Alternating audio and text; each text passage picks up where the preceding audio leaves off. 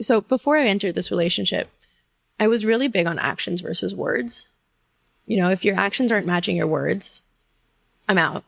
Yeah. If we make agreements and then they're broken, I just feel consistently unsafe. And then just 2 years into this relationship, every single word he said matched his actions. So I started trusting his word. And then his words completely stopped matching his actions. But then by then I was trained to believe his words. Hi everyone, welcome to Polycurious. I am Fer, your host, and today I'm talking to Daniella Guimaraes. She is a non-monogamous matchmaker and the founder of Velvet Ties Social Club. And today she'll tell us more about Velvet Ties, but also she shares how she even got into non-monogamy in the first place and tells us about her experience with her previous partner, where she felt like he continuously kept violating her boundaries. Now, I feel like this has been a recurring theme in the past couple of episodes, how women experience toxic non-monogamous relationships. And obviously it's not just women, but for whatever reason, the past 3 episodes have included a woman talking about how they did not feel safe and respected in their non-monogamous relationships. And I do believe that there is a healthy and an unhealthy way to do non-monogamy. And I'm always trying to show you what the difference is. And I think that not just in non-monogamy, but in any relationship, this is a huge red flag. When their actions don't align with their words, when they're telling you they're going to do one thing and then they do another. And that can manifest in breaking boundaries, right? You explicitly ask them not to do this one thing and they go and do it when they had agreed not to. And again, it's not gendered. You can also be a man who's with a woman or a queer couple or throuple or whatever. If you are in a situation like that and it just keeps happening and keeps happening, it's time to set your boundaries, right? And let that person go. Because if you cannot trust someone's word, how can you feel safe? And feeling safe is so important. So we talk a little bit about her experience around that. She also tells us why she prefers starting relationships fully open. I found it really interesting because I'm one of those people that advocates starting a relationship closed and then opening it up, because otherwise, how can you feel safe exploring without feeling like at any moment they could leave you? And it's not like you necessarily won't feel that way after some time, but I think it's less likely because you can at least look back and say, hey, we've built a foundation, that person has shown up for me, so I can trust this person. But her point was also really valid. Like, what happens when you settle into monogamy and you feel like things are going great, but you haven't really tried non-monogamy? If you didn't try it from the beginning, you might realize the moment you open up, the relationship doesn't work. So I'm actually starting to think that that's also a valid option. Last but not least, Daniella tells us how she started the Velvet Ties Social Club. And what she does is really amazing. She brings non-monogamous people together from around the world, and they go to these multi-day international trips. She also has more local events in Miami and New York. And her next big international trip is actually coming up this summer, and it's a Croatia super yacht trip. So basically for 8 days, 7 nights, from May 31st to June 7th, you could do water sports, explore the Croatian islands, join some workshops, fitness classes, or just relax in the sun. And at night, there will be some parties, there will be dinners, performances. So it's really a well-curated experience, not only in terms of the type of activities that you'll be able to do, but also who joins. It is invite only. You do need to be referred, but I'm your referral right here. So if you sign up and you get selected and you tell Daniella that you came through Polycurious, you'll actually get $500 off this trip. Now, if you cannot make the Croatia trip but are still interested in becoming a member, you can also find a link for that in the show notes. And if you're interested in the matchmaking, you immediately become a member of the social club. If you say you came through Polycurious, you'll also get $500 off the matchmaking price. Okay, guys, hope you enjoyed this conversation as much as I did. Here is my interview with Daniella Guimaraes.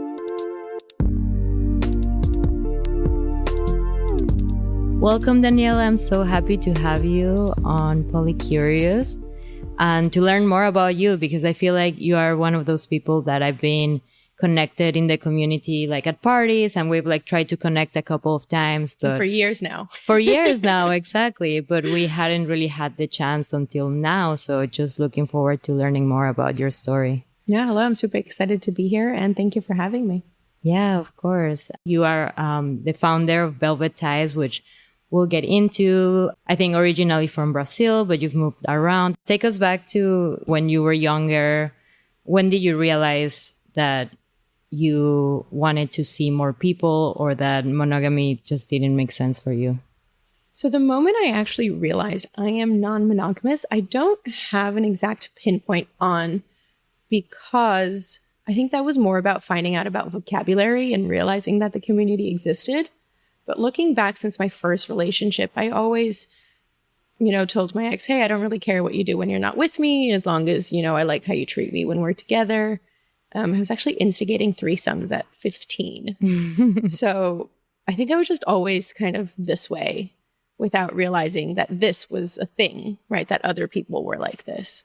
I grew up in Westchester, but I went back to Brazil when I was 12. So I was in the middle of nowhere, kind of like in a traditional Catholic church environment. It was an interesting journey between, not feeling like I was the same as everybody else, to actually defining that, hey, like having the vocabulary, I'm non-monogamous. It wasn't like a linear journey, because there was nobody to base my experience around. Yeah. Did you feel judged in that environment?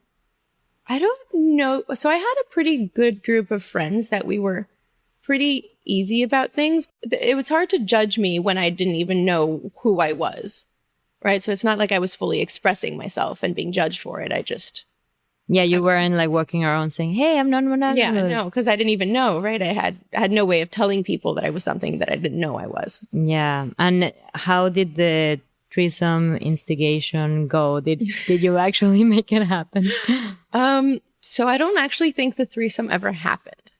I think we made out in threes at 15. I think that counts. Yeah, but you already knew like you had an attraction for women. Had you had experiences with women? Do you know what's really interesting? So I grew up in a place where the gays would say that there's no such thing as bisexual. You have to pick one. Mm-hmm. Yeah, I've heard that before. And I remember being young and thinking, yeah, that makes total sense. Like, I don't know, obviously it doesn't, but. So I think the second person I ever had sex with was a woman, one-on-one. And then after that, I heard so much, you have to, you're either gay or you're not. That I was like, no, I definitely like men more, so I'm straight. Oh, so between 15 that I had sex with a woman, that didn't happen again until I was like 24. Oh, wow. And did you have like any judgment around that, or around having No, not at all. Okay. Thankfully, awesome. no. Okay. Awesome. Amazing. Yeah. I made out with a bunch of girls in between, but actually that's where it ended. Okay. And when was it that you were like, oh, there's a word for this? I think the word actually, I think it came with the community, right? Discovering the community within non-monogamy is actually what brought the vocabulary. Because, the word non-monogamy existed in polygamy, and, you see those in other cultures, but to realize that it was a thing in our culture and it existed around us was really when I found community. When I started dating my ex about 4 years ago. Okay, so it hasn't been that long, like 4 years ago. And if you don't mind me asking, how old are you? I am 28 now. You're Ouch. 28? Oh, wow. You're so young. I mean, I'm only 30, so like we're around the same age. But that's impressive. You have your own business and you're doing so much at such a young age. So yeah, tell me about your experience with your ex. How did he introduce you to the community? So we met actually at a bar. Him and his ex-girlfriend were looking to hook up with someone. At a bar? Yeah, they were here in Manhattan? Yeah. Okay, cool. Rest in peace, the old Gramercy Park Hotel. And they were kind of flirting with me, and I was like, oh, this is interesting. But, she didn't really like me. I think maybe there was too much of a vibe, and she kind of cut me out. And we just lost contact. We met many years, 6 years ago, maybe now. And lost contact and reconnected during the pandemic. And actually, when we reconnected, one of our first conversations, his first questions to me are you seeing anybody else? And I actually had been seeing someone that I only just recently realized was a form of non-monogamy. This person, I was their secondary partner. It had been going on for 5 years at the time. It was 8 until last year when we broke up. And we kind of lived in a bubble because he had a primary. They had a pretty strong don't ask, don't tell. She didn't want anything to do with, his other lovers. And I was like, yeah, actually, I have this person that I've been seeing for 5 years now, and maybe a couple other ones casually, and I don't want to lose that for a new relationship. And he was like, great, because I'm also seeing this person and this person. And at that point, he had broken up with his ex. Yeah, the primary ex, but he still had a couple. And of did you lovers. just reconnect because you had each other's contacts, and he reached out when he broke up with? I think coincidentally, we just got matched on Facebook on one of those, it's like add this person as a friend. Oh, okay. I think we were probably at the same party or something, just in the geolocation, just started serving each other up. Yeah, it was one of those suggested friends that when you Exactly. finally meet, you're like, well, you already knew him, but yeah. So when that happened, it was our conversation pretty much number one when we reconnected is we're going to be non-monogamy. If this turns into anything at all, it's going to be open. Mm-hmm. So that was my first official non-monogamous relationship starting there. Although I had been dating someone who was married for the past 5 years. So I guess. Yeah, no, you had you had started before, but it almost didn't feel like it, I guess, because you didn't know his primary. Yeah, and I guess it felt wasn't like part of a community. That's where I say my journey started, because there was community and conversations around this, and it was intentional versus just practicing it. Yeah. And how did that go? Because a lot of people, including myself, like to have a container before opening up, because sometimes you need to establish that foundation of safety and security before having that person seeing other people. It sounds like in your situation, it was a little bit different because you were already seeing those people and you just continued seeing them while forming something together. But how did that work out? Was it easy to build that foundation given you guys were seeing other people from the beginning? So it's actually really interesting. For me, it's the opposite. I don't ever want to close down a relationship, but I would, if I had to, if there was ever a moment for a reason that it made sense to, I'd rather start a relationship open to see that our quantity of openness matches and that there's no pain inflicted on how much connection we want with a different partner. So I've heard it a lot that people rather start with a container like you and close and then open up. I'd actually rather start as open as we're ever going to be. And then if ever needed, we close it down. I don't want to suffer because I don't want somebody else to suffer because I want more intimacy with somebody else than they're okay with. I want to make sure that we're both okay with the levels of openness that we both want before diving deep into, feelings and emotions. Right. Before you realize, we don't want to be open in the same way or something. And then it's too late because you're already in love and, things are complicated. Yeah, that makes sense. I think the reason why I like the starting off closed, or at least for myself, is because it's hard to feel a sense of security when you don't have anything that the people your new partner is dating don't have. There's no assurance that they won't go and leave you for someone else because they're just starting off with someone else, just like they're starting off with you. So how could they make a commitment if they just started seeing you, they just started seeing other people, and then they could go back and forth? In my situation, it was a little bit different because Seth is monogamous too. So for us, closing at the beginning was very important so he would feel safe enough to eventually open up. Like we couldn't... That makes total sense We to me. couldn't have started like that, you know? But I also see what you're saying, if your partner finds someone else and they want to go with someone else, let them go with someone else, you know what I mean? And that's fine. In my case, where I don't think I could date someone the dynamic you have is so beautiful. It's amazing to see. I just read your article this week on how your navigation through it was, and it's just so interesting, so magnificent to see the communication working out. And just, I think it's all the best things about poly and open that you guys are able to show and navigate. But I don't think with my lifestyle, I can date someone who's monogamous. Because I travel so much that if somebody's only depending on me to give them all of their needs, it's too much pressure on me. Mm-hmm.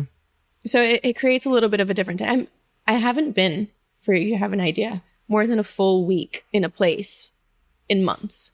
Wow, that's insane. The last time I was a month in one place was last summer, and it's because I was super intentional about it. And then before that, it was probably March 2020 or during the pandemic when everything was shut down. So there needs to be some more level of openness on both sides for anything to work out. Right. That's a good point. Actually, I was talking to a couple that I'm also interviewing this season. She is, I don't know how to call her, but she's a circus woman. She like joined the circus and is traveling a lot. And they were talking about how being open works because she doesn't feel like she's abandoning her partner and he can have his fun. And it works in that way to balance the relationship out. So he has other stuff going on while she's away. So it's kind of similarly to what you're saying. You won't be there all the time, so you want someone else to do whatever you were supposed to be doing because you're going to be doing your own thing, you know? Yeah, and it's a little bit also about what I'm living now, right? What I'm looking for now and the dynamics I choose to start my relationships now might be completely different in a year or in 2 or in 5. I just know that right now, I just broke up from a pretty tumultuous relationship, right? So the idea of falling straight into another primary partnership is actually really scary to me at the moment. So having, I want a deep connection. I want the love and the affection and the partnership. But knowing that my partner has other partners, it takes some of the pressure off of me. Yeah. I'm not ready to make plans for 10 years from now and like start building a life with someone again, if that makes sense. Yeah, of course it is fluid. But yeah, that's a good point. I recorded an episode for Patreon about how to stop comparing yourself to others. And one of the things I said was, be relieved that this, other person has attributes that you don't have because you don't have to worry about that, and you can, there's not that much pressure on you. And I think people sometimes focus too much on the things that they're lacking as a negative thing instead of being like, oh, it's so great that there's someone else filling in for the things that I lack that my partner needs. It's so funny. It's a great example. There's one partner that I'm currently seeing that does, I think it's salsa or some other type of salsa-y dance. I dance electronic music. A session of salsa or whatever dance it is sounds like my worst nightmare. So imagine him depending only on me. Like either he goes with me or he doesn't go at all. Yeah. I'm so happy that there's someone else to step up and do that with him. So it's like, I don't have to be miserable. He doesn't have to be miserable. We can all be happy. We just don't need to do it all together. Yeah, and it's just a perspective thing, right? Because you could be seeing him. I don't know if you've ever seen him dance salsa with someone else and be like, feel jealous and be like, oh my God, I wish I could do that. No, to me, it's the opposite. I'm like, thank God I don't have to do that. Yeah, exactly. So that's a great way of thinking about it. Okay, so, tell us, first of all, I have an idea of why you travel so much, but why haven't you been in one place for more than a week for the past many years? That sounds like a lot. It's awesome, but curious if it's by choice. Obviously it's partly by choice, but what your situation is or why you travel so much. Honestly, it's because I can't help myself. I promise I'm not traveling. I'm not adding any trips. And then somebody calls me with an amazing opportunity that most people won't get this opportunity in a lifetime. And how am I going to pass it up? So it's like part business because I'm hosting events worldwide. And then when it's not an event directly related to work, I have a social club. So any event I attend is in a way work, right? So I have the perfect excuse to drop everything on a whim and travel across the globe to attend a festival. It's networking. It's work. Hey. So there's really no reason for me to stay put is the problem other than my cats. Yeah. I feel that. I think I'm slowing down a little bit. Maybe it's like hitting the 30s and being like, okay, I also partied so much in my 20s while I was here. But I feel that so many times I'm like, okay, I'm going to stay put. I'm not going to make plans. And then it's like, oh no, actually, like, I want to do this thing. Or people invite me to stuff and I just go.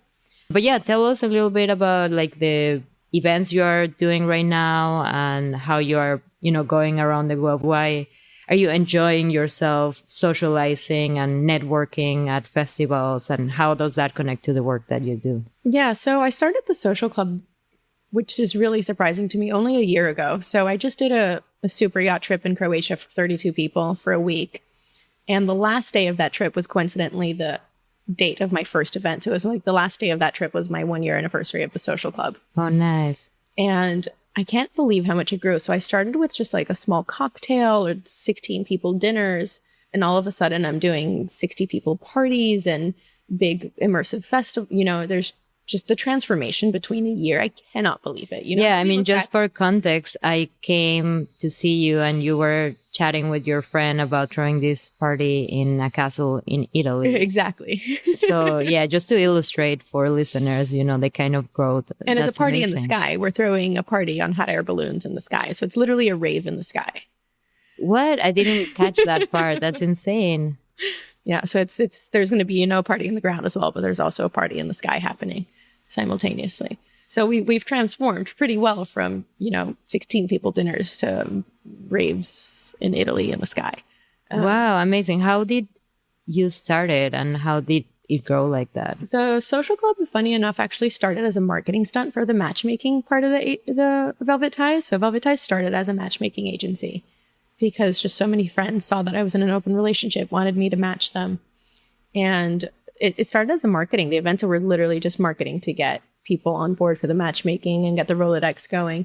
And it created a life on its own, because I think nobody is really doing what I'm doing in the sense of throwing upscale, highly curated, non-monogamy oriented events that are not play parties. So there's a lot of really upscale curated play parties, for example, in Manhattan, but not many events that are not play related. So people really were like, oh, I love this. I love your curation. So I think that's just, it took a life of its own is really what happened.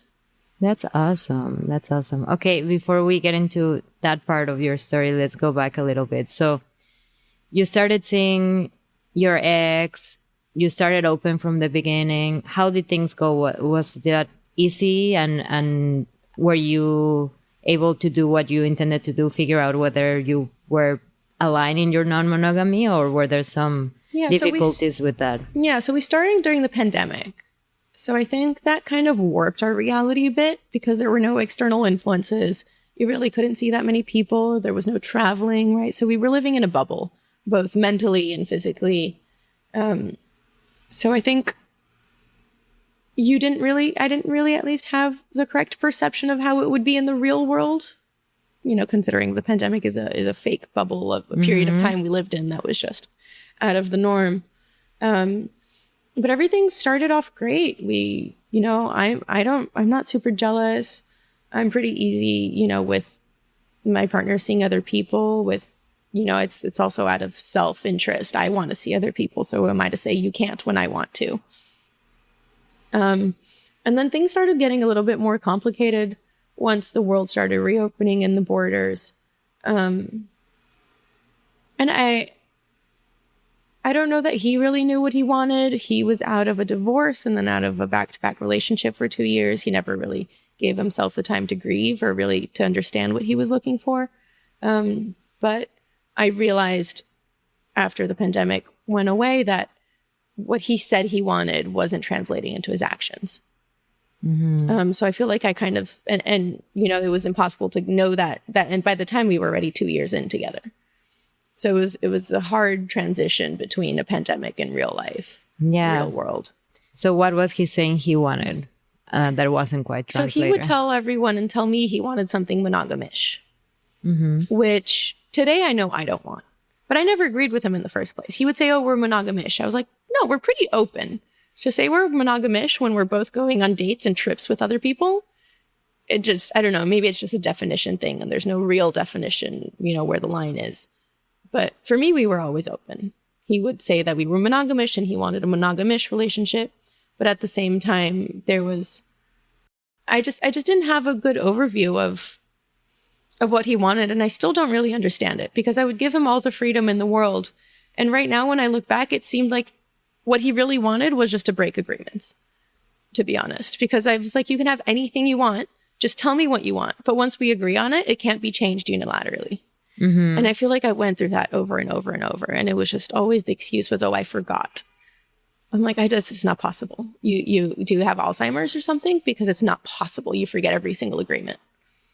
So I still don't understand where the differences were between what he wanted and what I wanted, because I understand today that I can be full kitchen table poly. I don't have a problem with that. So the level of openness on my side wasn't the issue, but he would call me controlling still. But I think his interpretation of controlling was that he couldn't unilaterally break agreements. So do you think he had like a rebel streak in him? Yeah. So I don't actually know that there's any difference between levels of openness, which is, what he says is true. I really don't. Honestly, I still don't understand it. Yeah, I feel like that sometimes happens, right? That people think that other people are mad because of what they did, and other people are mad because they didn't communicate that they were going to do that, or they broke an agreement or something like that, right? So I don't know if you'd be open to sharing some examples of like agreements, because it sounds like you, as you said, you were pretty open. So I'm curious to hear what were some of your boundaries, if you had any. I'll give you one super silly example. It was just, I brought some people from my community in collaboration with another party. I brought them there. We had an issue. That party that I brought my people to had an issue with venues. We had to change venues in the middle of the event, and that was super, super stressful for me. And it's a work event, right? Even if it's not my event, if I brought my people, I feel responsible making sure they have a good time. So this was after you started Velvet Ties. Yeah, for sure. And one of the agreements we have was just, hey, this is, a work event for me. It's being super stressful. I understand that it's, a non-monogamy play-related event. But if you'd like to come with me, I need you to respect that this is a work event for me. And I need you, this is not a plaything for you. You're welcome to play as much as you want anywhere else you want. But this for me is a work event. Please respect that. And then he's like, yeah, of course, no problem. And all of a sudden he's making out with someone. It's like, oh, I forgot. How do you forget that you're not supposed to make out with someone? Yeah. And it's like, oh, but it's just a kiss. It means nothing. I'm like, it means something because I feel unsafe. Yeah. If we make agreements and then they're broken, I just feel consistently unsafe. Yeah. So it's just silly things. It's not big things. It's, you can have as many relationships with as many people as you want. Kissing someone isn't that much of a big deal in the act of itself. But breaking an agreement to me is one of the worst things you can do. Yeah. And I think also how someone reacts after they break the agreement, that's also very important because, and I don't know how he reacted, but one thing is to say, I'm so sorry. I totally forgot. My bad. And obviously if they do that every time, every single agreement, then you realize that they don't really fucking care or they pretend they, whatever it is, but some people just make excuses and, instead of being like, I'm so sorry. Yeah, as you said, but it was just a kiss, but you didn't say no kissing or, whatever, putting them on the other person instead of being like, I fucked up and I'm sorry. And honestly, it's so hard to find men who can admit fault sometimes. And that's one of the things I really love about my partner, that arguments just get cut off so quickly because I'm like, babe, I'm upset that you did this thing. And then he says, I'm so sorry. You're right. I won't do it again. And we're done, and he actually doesn't do it. He actually doesn't do it again. And, I remember my previous relationships and it'd be like, babe, you did this thing. And then, yes, I was saying they would put it on me. Yeah. Right. So then it would blow out of proportion about this tiny thing, whatever, about the dishes or this comment or stupid things, just because the other person couldn't take accountability. You're overreacting. Oh, yeah. Oh my God. Yes. Gaslighting type behavior. Yeah. So women out there, if you have a partner who cannot take accountability of their actions, or men out there too, because women also do that for sure. I don't know, go to therapy, run away. Run, Forrest, run. Yeah, it's not worth your time. There are people out there who will take accountability for their mistakes and won't always put it on you, Yeah. Yeah, I think that's one of my biggest lessons. Before I entered this relationship, I was really big on actions versus words. If your actions aren't matching your words, I'm out. And then just 2 years into this relationship, every single word he said matched his actions. So I started trusting his word.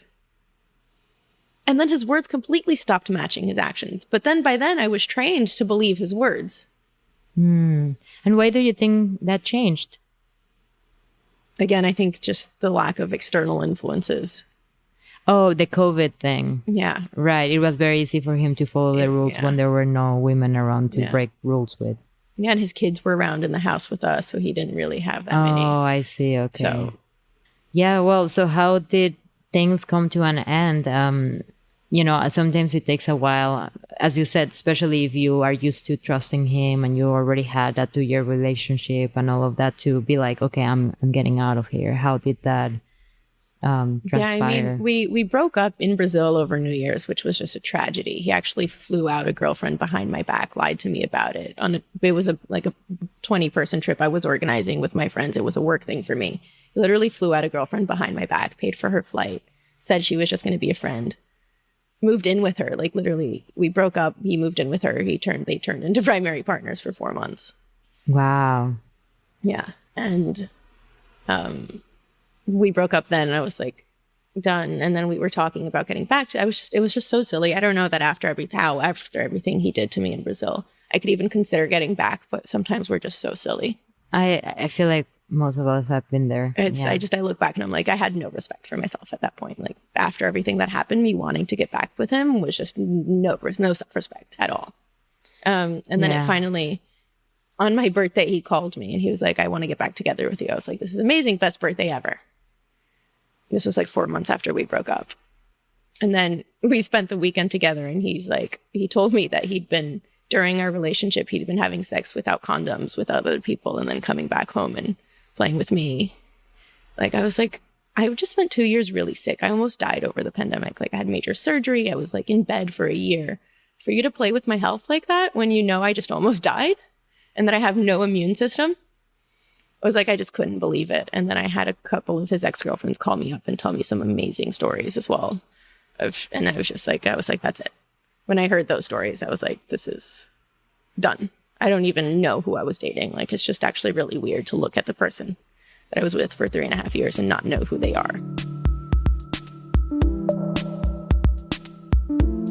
Hey there, before we dive into the second part of this episode, I wanted to tell you that if you're loving this conversation and want even more, you'll probably want to join my Patreon. For a low monthly fee, you'll get exclusive polycurious content, things like bonus interview clips, solo episodes where I get real and share very personal stories, and follow-up interviews with guests so you can find out what's been going on in their lives since we last chatted. Plus, you'll have access to a monthly support group with other polycurious people.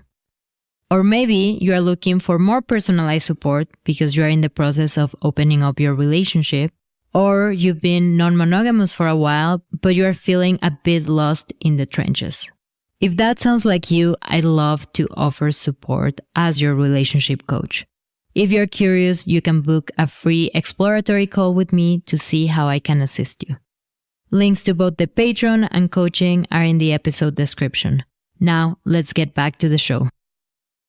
I know that that's been your only official non-monogamous relationship, but any lessons or anything you want to share with the listeners about that experience? I think my number one lesson here is just don't be afraid to break up. If something isn't serving you, better things will come. My life has been better than it has ever been in my life since I broke up. And just so much love and just so much care and just so much, like, my community stepped up when I was suffering. I had friends drive 4 hours to come and check in on me. Like, just do it. Don't be afraid to break off what's no longer serving you.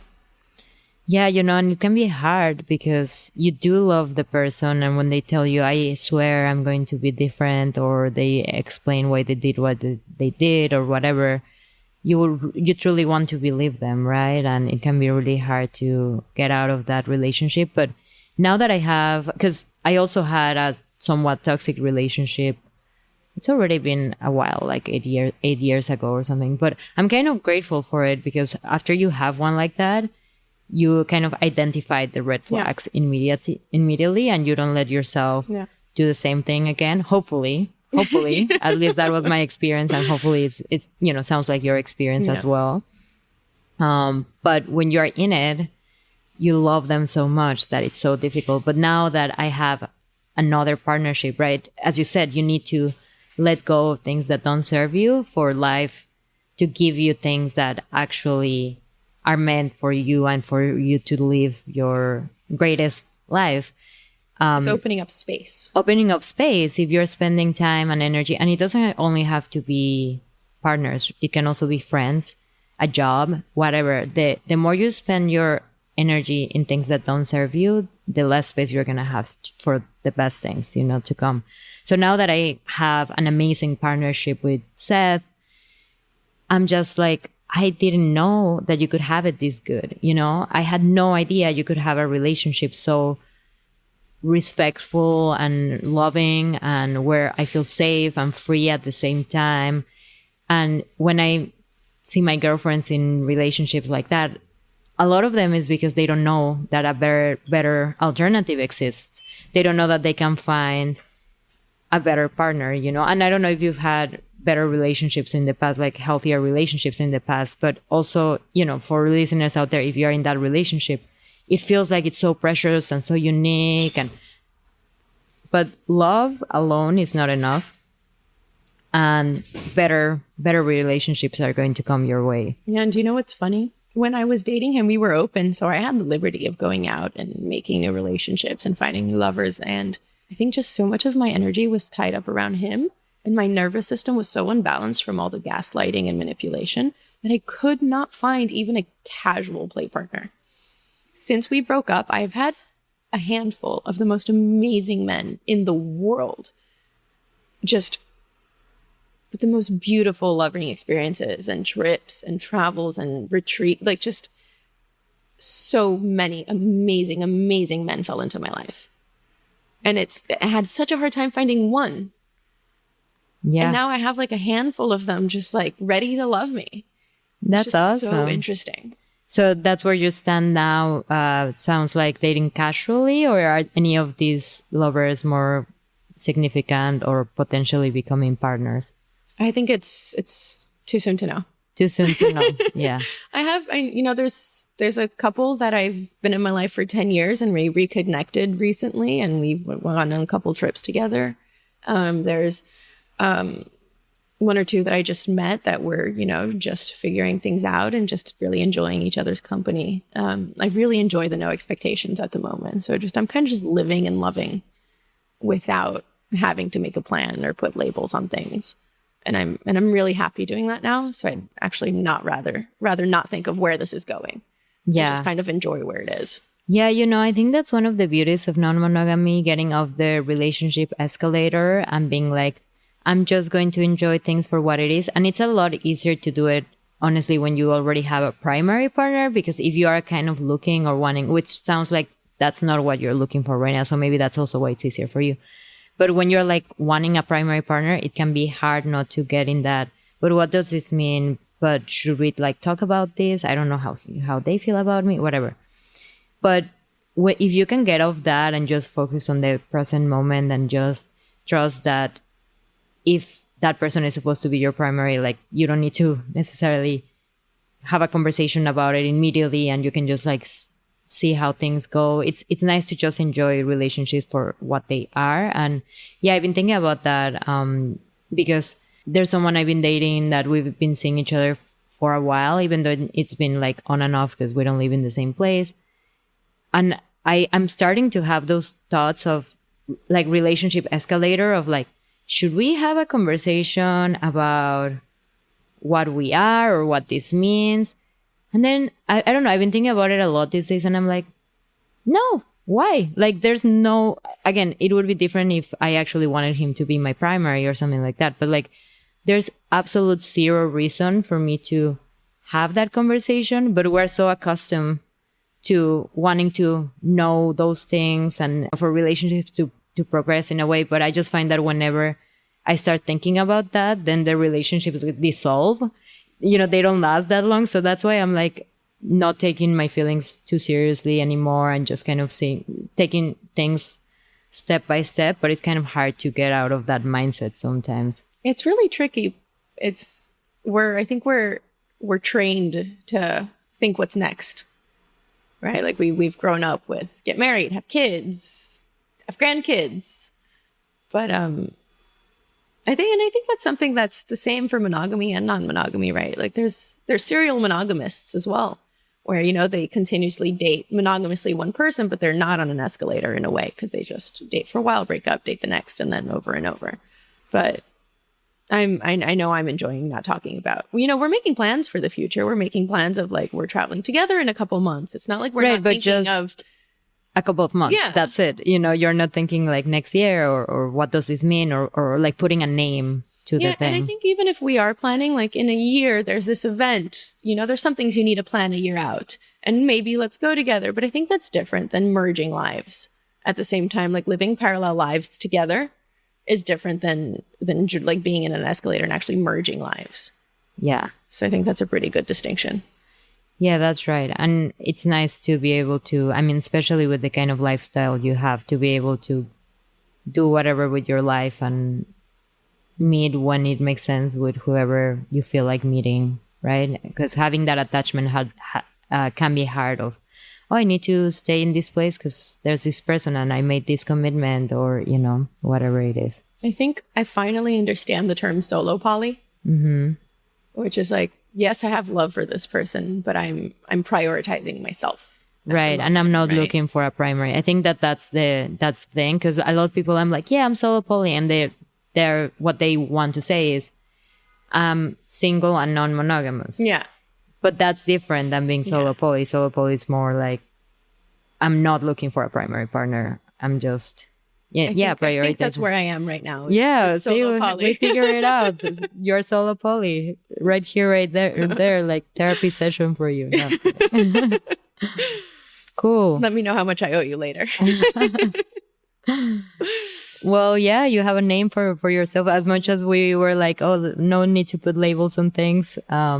That's awesome that you're in that stage of your life, especially after coming out of a relationship like that. It's good to spread your wings and actually be non-monogamous, like knowing what non-monogamy is and working, like doing that as well. Do you know what's one thing I've really been enjoying that I didn't have before in my previous relationship is having my guy lovers together in a space. And it being completely free flow. Right. Like, so over Halloween, we did a suite. We had a private suite for 40 of us at City of Gods. It was an E&M suite. And I had two of my lovers there. And one had his girlfriend there. The other one was actually with his girlfriend at the party. Snuck, you know, she's not very kitchen table. So they weren't very part of the suite, but he snuck out and come hang out snuck out in a way. She gave him a 30-minute pass. Okay, cool. To come hang out with us. And just to be able to go and kiss one and hug the other right back to back without me having to think about, can I do this? Is this okay? And just the liberty of going between just showing free love is something I hadn't really experienced before. So I always gave somebody else that liberty, but I never had that liberty. And just to experience that for me right now, that's one of the most delightful things that have shown up in my life recently. That's amazing. It is. I haven't quite experienced it like that, but I've had, you know, I've been at events where Seth is there and other, you know, lovers of mine, and not like I haven't been like making out with people in front of him, but like he knows that I'm doing that, you know, if he's not around, and like it's totally okay. Or they're friends, you know, or we have like my lovers over at a party at our place, and it does feel really good. Like you feel like very accepted and seen, and just in general, connecting people that you love is amazing. Exactly. And I don't know, like if your lovers knew each other beforehand. No, actually, they just met at this party. Oh, and how was that? I think they've both been hearing about each other. It was perfect. They liked each other and everything. I don't think they had too much time to bond. But it was, you know, there was no stress. Nice. And just the lack of stress for me. It's just bliss. It's just... That's awesome. So how long has it been since you broke up with your ex? Officially December 31st. Oh, right. You said New Year's. Okay, so we're coming up to a year just for people. But we took 6 months to actually break up, between him asking to get back with me in April. Right. No, in May. And, you know, it was a long breakup. It was, maybe I should win the award of the world's longest breakup. But I'm sure there's people dealing with that for years, you know, so I think so you're pretty good. Yeah, so it's officially been almost a year now. Okay, nice. That's awesome. Well, tell us about Velvet Ties. How did you decide to start it? Because before that, were you modeling or what were you doing? Yeah, so I was modeling full time for the past many years. And the pandemic hit. I actually got super, super sick. I gained a lot of weight. There was no way I could model. First of all, my body didn't allow it physically. And then how do you lose weight when you're already sick? You're immune, it's just, there was no industry with the pandemic. So I was just looking for something else. I've always been an entrepreneur. I think my first company I had when I was like 8 years old. Just something silly, right? But I've been an entrepreneur literally. What was it? So I used to go to Costco. It was a really funny story. I used to go to Costco and they had boxes of 30 chocolates at like $20. And I used to go around with my box of chocolates selling each of them for $1. Cool. So that was like my first company, like reselling chocolates at like 8 years old. I love that you call it a company. Did you have a name for it? It's an 8-year-old company. I did not have a name. But that's the type of company an 8-year-old has, right? But I've always done my own thing. I've never liked to have a job. I held a job once at McDonald's when I was 15. And then I'd been modeling since, and I just needed something new. I tried a couple other companies, but I couldn't bootstrap it. I needed to hire. I needed investments. And I was like, no, I want something I can do myself. What were the other two companies, just out of They never curiosity? really came out of the box. They were just, I worked on them for a while. One was diversifying board companies with AI, but it took too much for me to do it alone, especially when I was really, really sick and I had brain fog. So I just needed something a little bit more simple. And with the matchmaking, the events, I could take on one client, plan one event, and then rest until my body was able to do more. So it kind of fit perfectly into my life. And honestly, I just have such a passion for connecting people. When people ask me, oh, what's your superpower? I think it's really curating humans. So I don't know. It's not even a strategy that I have, but it's like I find the most amazing humans on the planet and I put them together, and the sum of two things are bigger than its individual parts. So it's like I put people together and the most amazing things come from it. Nice. So the matchmaking, just so people know, because you still have the matchmaking, but now the social club has become like the bigger part of the business. But yeah, just so people know, because actually when I saw that coming up like on Instagram, I was like, oh, actually that makes total sense. I mean, there are obviously dating apps for non-monogamous people, but I don't know if there were any matchmaking companies for non-monogamous people. There was actually trademarked. The term non-monogamous matchmaking is my trademark.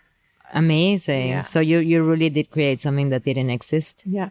And I've been trying. So if you're listening and you want to be a matchmaker for me, if you're based in New York and Miami, I've been trying to hire for a year. It's actually impossible to hire for a role that never existed before. Yeah. It's really hard. So I've been searching for a while. And so how does the matchmaking work and how does the social club work? Just so listeners understand. So the matchmaking, I take only a handful of clients at a time. I'm not taking any new clients at the moment. I have a bit of a wait list for that. And it's just, I attend to couples, to singles, anywhere on the non-monogamy spectrum. I think the most common clients are couples that want to become a throuple, or, someone who wants a non-monogamous, monogamish, open relationship that wants to get married, maybe have kids, but wants, some freedom and doesn't want to lie about it. So I think those are the most two common clients on the matchmaking side. And then the social club, again, I'm really focusing on the big international events at the moment. I'm still doing local New York and Miami, but I just did the Super Yacht Croatia. I'm actually planning right now for the winter another Super Yacht Week in the Caribbean. We're doing Monaco for Formula One. Oh, wow. I'm following around the bigger events in the world. So there's a circuit around the world, right? Halloween in New York, we did something within that. So I bring my community to really amazing events that are already happening. And I curate a group. Sometimes you have 2 or 3 friends that you want to travel together, but things are a lot more fun than 20, 30 people. So, and not many people have 20, 30 friends that can just drop everything and go where you want to go. And also that are non-monogamous. Exactly. Yeah. So I bring a group together of people that want to travel to events that are already existing, or I put together my own events, which is, for example, the party at the castle that's happening in July, or the cruise in Croatia. There's 32 of us on a 180-foot yacht for a week with workshops, dance parties, DJs, 2 meals a day, exploring nature. So it's a little bit of a mix between attending things that already exist and creating our own. Amazing. Yeah, that sounds incredible. Well, we'll have a link in the show notes. I know there's, a little bit of a process, like a vetting process, but if people want to, join the social club or I know the matchmaking, there's a waiting list. Yeah, I think the best way, even if you're trying to get through to the matchmaking side of things, is just to attend an event, get to know me a little bit more personally, have real life conversations, connections, and then move on from there. Sounds good. So for the New York and Miami listeners, I guess before they could join an international event, they would have to join one of the smaller ones. Yeah, so the international events are for platinum members only. So and then there's like the entry level where there's the vetting. I do open meetups where the vetting process occurs. So you have to attend an open meetup to attend any of the private events. All the events are invite only, super curated. So it's like I have to make sure that all the members, that everyone at the event is at the level of the other members, right? So it's like my whole pitch is that it's highly, highly curated. Yeah. That makes total sense. Just so listeners know, this only applies for people then who are in Miami or New York. Yeah, and then if there is somebody that is out of town but wants to become a platinum member, we'll do a FaceTime and things like that. They'll go through a vetting process a little bit differently. Okay, cool. So there's that option as well. It's totally possible if you're completely on the other side of the world and you want to become a platinum member and attend our big international events. It's possible. It'll happen virtually. Okay, amazing. That sounds awesome. Anything else that you want to share with the listeners? I like to end the interviews by asking, what would you tell to a polycurious person? I know you've already shared your wisdom, but is there any parting words that you want to tell us? No, I think a lot in this journey is about self-growth.